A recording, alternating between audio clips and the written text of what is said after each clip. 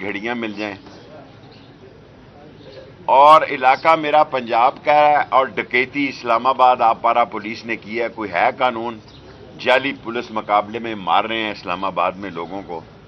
سو میں جناب سید منیر صاحب سے درخواست کرتا ہوں کہ اس پر انکوائری اپنے طور پہ کر لیں کہ انہوں نے ڈکیتی کی ہے یا نہیں کی ہے۔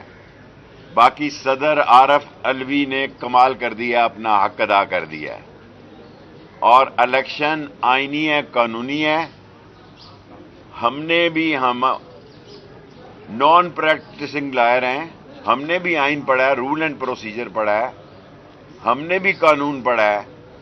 اگر اس ملک میں الیکشن نہیں ہونے تو پھر اس ملک میں خانہ جنگی ہونی ہے، قحط ہونا ہے، اور مریم بچیوں کی جگہ ہے، وہ کہتی ہیں کہ ہماری حکومت نہیں ہے۔ پھر جرت کرو، بتاؤ کس کی حکومت ہے، کون تمہیں لے کر آیا اور کس طریقے سے رات کے اندھیرے میں آئے ہو۔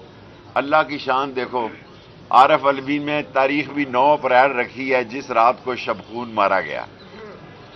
دیکھیں، جس رات کو عمران خان کی حکومت پہ شبخون مارا گیا، وہی رات عارف علوی نے الیکشن کی رکھی ہے۔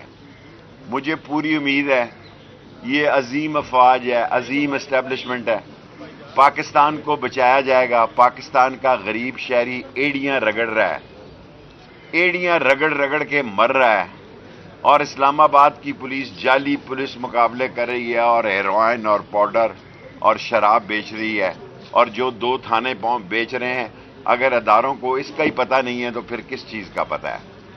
سو میں کل سے عمران خان کی جیل بھرو تحریک بھی چل رہی ہے۔ 23 کو میرا مری میں کیس ہے، اگر کہیں تو میں 22 کو ہی گرفتاری دینے کے لیے لاہور سے تیار ہوں، پنڈی سے تیار ہوں، کیونکہ جب کوئی حل نہ نکلے تو اپنے ضمیر کو تو زندہ رکھا جائے۔ انشاءاللہ تعالی حق اور سچ کی فتح ہوگی، اور اگر 10 منٹ کی میری پریس کانفرنس ہوتی ہے، 5 ہو گئے ہیں، 3 سوال کر لیں۔ شیخ صاحب، یہ پاکستان نے جو الیکشن کے حوالے سے اناؤنسمنٹ کی ہے، آپ کیا سمجھتے ہیں کہ اب یہ ہو جائیں گے یا پھر ڈیلے؟ مجھے یہ نہیں پتا ہوں گے یا نہ ہوں گے، یہ ڈھول ان کے گلے میں لٹکا رہے گا۔ اگر جو سیاسی جماعت الیکشن سے بھاگتی ہے، اس کا مطلب یہ ہے کہ وہ سیاسی جماعت نہیں ہے، وہ مافیا۔ یہ پرائیویٹ جہازوں میں سفر کریں، 10 مہینے کا صحافی کام کریں۔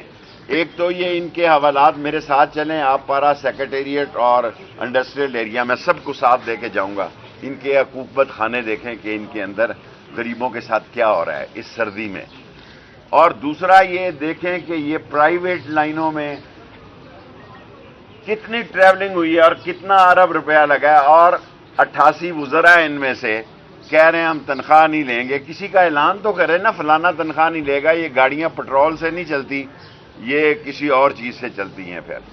سو بالکل ٹھیک اعلان کیا علوی نے، آئینی اور قانونی۔ سیکنڈ سوال، چالان میں 7 گواہ رکھے گئے ہیں، سارے ہی اپارا پولیس کے جو ملازمین ہیں، تو اس پر کیا کہیں؟ میں تو قرآن لے کر عدالت میں جاؤں گا، مجھے سزائے موت دے دی جائے، یا ان کا فیصلہ کریں کہ یہ بدنام زمانہ جو آپ پارا پولیس پاؤڈر بیچنے والا عاشق اور یہ اشفاق وڈیچ، انہوں نے میرے گھر ڈکیتی کی۔